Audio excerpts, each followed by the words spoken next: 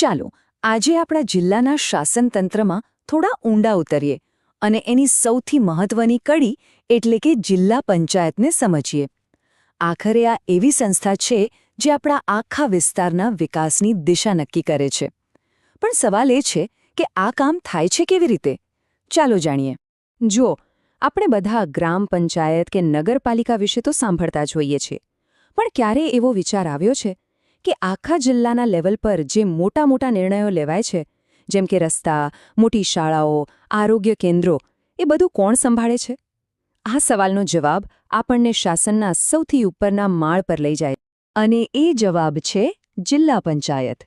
આપણી પંચાયતી રાજની જે આખી સિસ્ટમ છે એને એક પિરામિડની જેમ સમજો, જેના પાયામાં છે ગ્રામ પંચાયત, વચ્ચેના ભાગમાં આવે તાલુકા પંચાયત અને સૌથી ઉપર એટલે કે ટોચ પર છે જિલ્લા પંચાયત. સારું, તો આ જિલ્લા પંચાયત ચલાવે છે કોણ? આખરે એમાં કોણ કોણ હોય છે? ચાલો હવે એ લોકો વિશે જાણીએ જેઓ આ આખી શક્તિશાળી સંસ્થાના કેન્દ્રમાં છે અને કેવી રીતે તેઓ પસંદ થાય છે. તો સભ્યો કેટલા હોય? સામાન્ય રીતે 32થી 52ની વચ્ચે. અને હા, આ કોઈ રેન્ડમ નંબર નથી, એની પાછળ એકદમ લોજિકલ ગણિત છે. જિલ્લાની વસ્તી જેટલી વધારે એટલા જ વધારે પ્રતિનિધિઓ. એકદમ સીધી અને સરળ લોકશાહીની વાત. 5 વર્ષ, બસ આટલો જ સમય. ચૂંટાયેલા સભ્યોને કામ કરીને બતાવવા માટે 5 વર્ષનો કાર્યકાળ મળે છે. દર 5 વર્ષે સત્તા ફરી પાછી જનતા પાસે આવે છે, જે નક્કી કરે છે કે કોને ફરીથી તક આપવી. આ જ તો છે લોકશાહીનો અસલી પાવર, ખરું ને?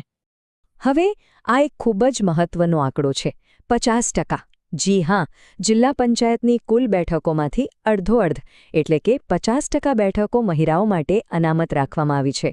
આ ફક્ત એક નિયમ નથી, આ શાસનને વધુ સમાવેશી અને સંતુલિત બનાવવાની દિશામાં એક મોટું ક્રાંતિકારી પગલું છે.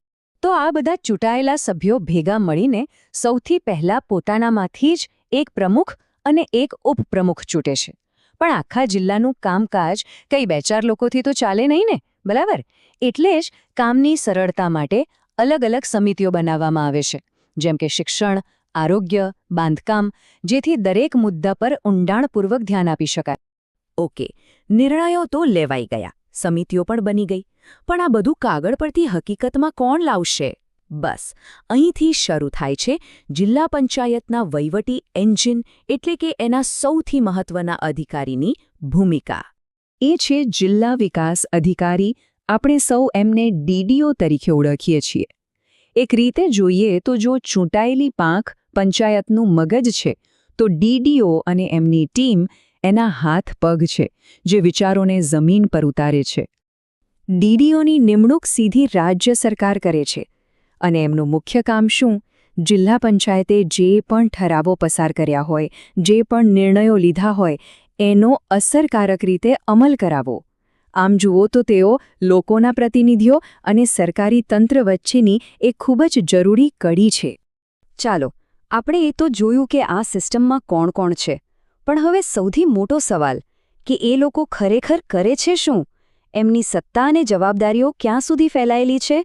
ચાલો એના પર એક નજર કરીએ. મૂળભૂત રીતે એમના 2 મુખ્ય કામ છે.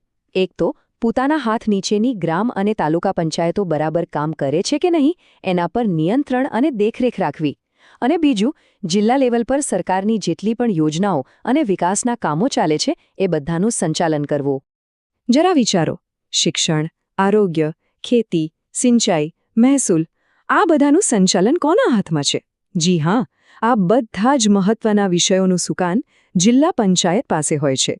અને આ એ બધી જ બાબતો છે જે આપણા રોજિંદા જીવન પર સીધી અસર કરે છે. હવે આટલું બધું કામ ડીડીઓ એકલા તો ના કરી શકે, બરાબર ને? એમની મદદ માટે હોય છે નિષ્ણાતોની એક આખી ફોજ, જેમ કે જિલ્લા આરોગ્ય અધિકારી, જિલ્લા પ્રાથમિક શિક્ષણાધિકારી, દરેક પોતપોતાના ફિલ્ડના એક્સપર્ટ જે યોજનાઓને સફળ બનાવવામાં મદદ કરે છે. જિલ્લા પંચાયતમાં ઘણી બધી સમિતિઓ હોય છે, પણ એમાંની એક સમિતિ એ સૌથી અલગ અને સૌથી ખાસ છે. અને એનું કારણ એ છે કે એ વૈકલ્પિક નહીં પણ ફરજિયાત છે. એનો હેતુ પણ એટલો જ વિશેષ છે, અને એ છે સામાજિક ન્યાય સમિતિ. આ સમિતિનું કામ એ જોવાનું છે કે વિકાસનો લાભ સમાજના છેલ્લામાં છેલ્લા માણસ સુધી પહોંચે, કોઈ પાછળ ન છૂટી જાય. એનું મુખ્ય હેતુ છે સમાજના નબળા વર્ગોને ઓળખીને તેમને મજબૂત બનાવવા અને ન્યાય અપાવવો. આ ખાસ કામ માટે 5 સભ્યોની એક સમર્પિત ટીમ બનાવવામાં આવે છે. આ ટીમનું ફોકસ બીજું કંઈ નહીં, ફક્ત અને ફક્ત સામાજિક ન્યાય અને સમાનતા પર હોય છે. આ જ બતાવે છે કે આપણા શાસનમાં સામાજિક ન્યાયનું સ્થાન કેટલું ઊંચું અને ગંભીર છે. તો આ સમિતિ કરે છે શું? એમનું કામ માત્ર ફરિયાદો સાંભળવાનું નથી, એનાથી ઘણું વધારે છે. તેઓ શિક્ષણ અને આરોગ્યની સારી સુવિધાઓ પૂરી પાડે છે અને સામાજિક અને આર્થિક તકો ઊભી કરે છે, જેથી સમાજના નબળા વર્ગો પણ આત્મનિર્ભર બની શકે અને સન્માનભેર જીવી શકે. તો આ બધી વાતનો સાર શું છે? સાર એ છે કે જિલ્લા પંચાયત એ માત્ર કોઈ સરકારી ઓફિસ નથી, એ તો રાજ્ય સરકારની મોટી યોજનાઓ અને ગામડાની નાની નાની જરૂરિયાતો વચ્ચેનો એક જીવંત પુલ છે. સાચું કહું તો એ સ્થાનિક લોકશાહીનું ધબકતું દિલ છે. અને અંતે એક સવાલ જે વિચારવા જેવો છે. આટલી સરસ વ્યવસ્થા તો છે, પણ શું તે દરેક વિસ્તારમાં એટલી જ અસરકારક રીતે કામ કરે છે? એવી કઈ એક બાબત હોઈ શકે જેના પર સ્થાનિક સરકાર ધ્યાન કેન્દ્રિત કરે તો કોઈ પણ સમુદાયની આખી તસવીર બદલાઈ શકે? આ સવાલ પર મનન કરવા જેવું ખરું.